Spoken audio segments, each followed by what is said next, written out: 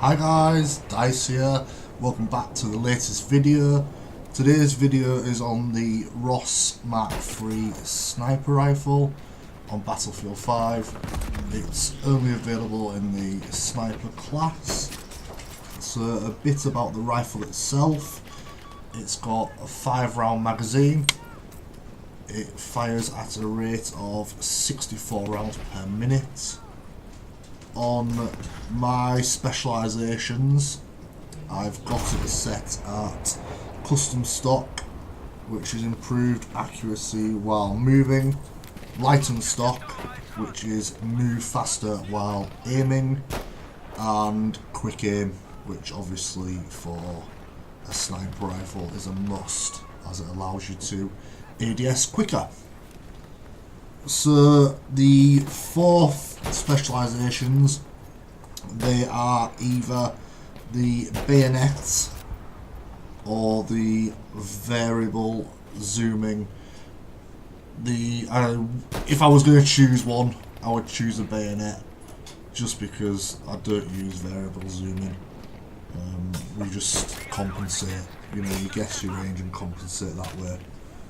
The Ross on Battlefield 1 and actually in real life was a straight pullback bolt.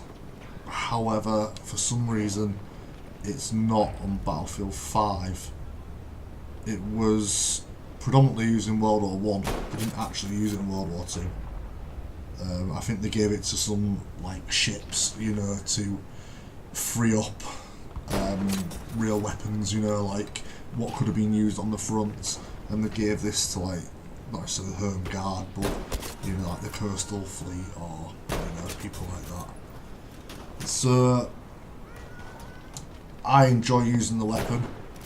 I found it quite easy to use, really accurate at long range, and I could also get along with it at short range. I didn't try it with the ×3 scope on. I can't snipe with a ×3 scope on. I have it with a ×6, as you can see in the picture. I'm not sure why the scope is so long. It is absolutely huge. I'm not sure what that's about. I couldn't see any pictures with a massive scope on, but it doesn't mean there aren't any.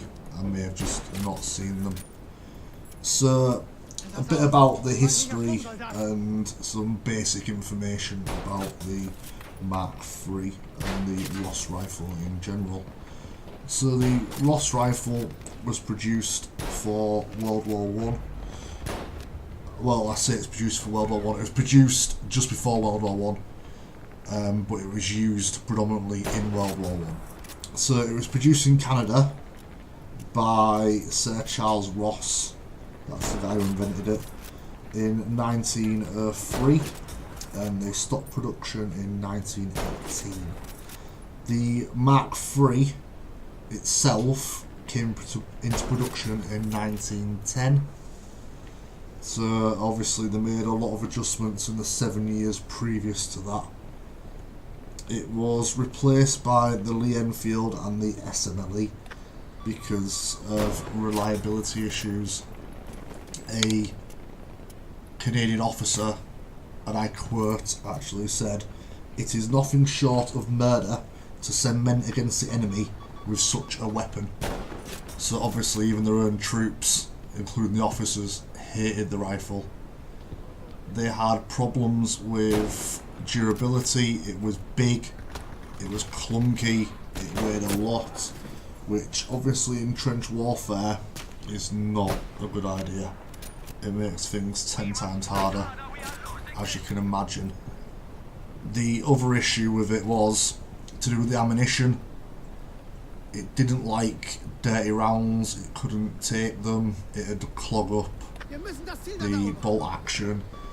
By all accounts, from what I've read, it was an absolute nightmare. It did take the 303 round, the same as the Lee Enfield. So that was obviously a saving grace ammunition wise. It meant that they could use the same ammunition as the British troops, which came in handy for supply, etc. But As a rifle, it sucked. However, as a sniper rifle, it was actually quite good. By all accounts, it was very accurate, as we found ourselves on Battlefield, especially at long ranges.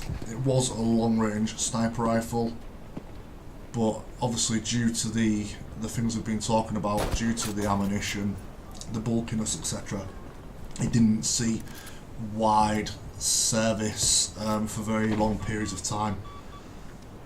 By all accounts, it was used mainly as a weapon back home to free up what I'm going to call real arms, i.e. your Enfield, your SMLEs, so they could be transported to the front, but there'd still be weapons at home or in fleets or for training, and that's predominantly what this was used for towards the latter years of the war. I found no instance of it being used in World War II at all. I do know it was used for training, but it was never used by troops in general.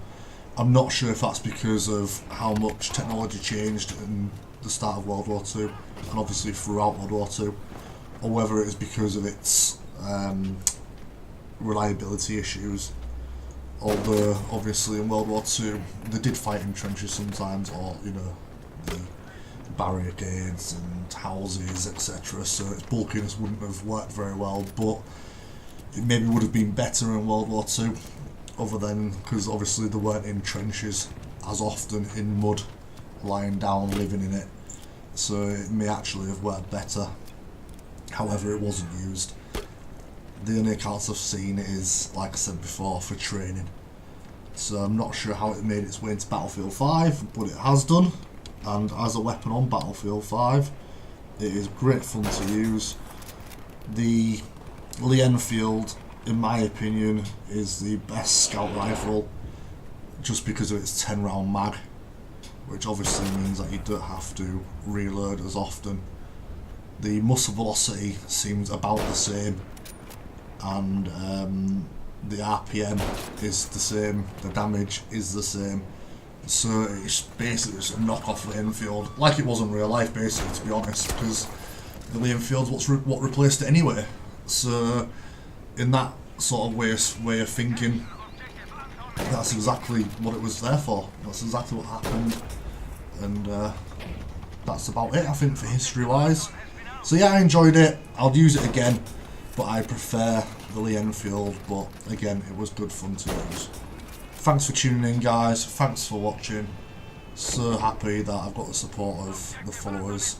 Please leave a like, a comment and subscribe, and I'll see you in the next one.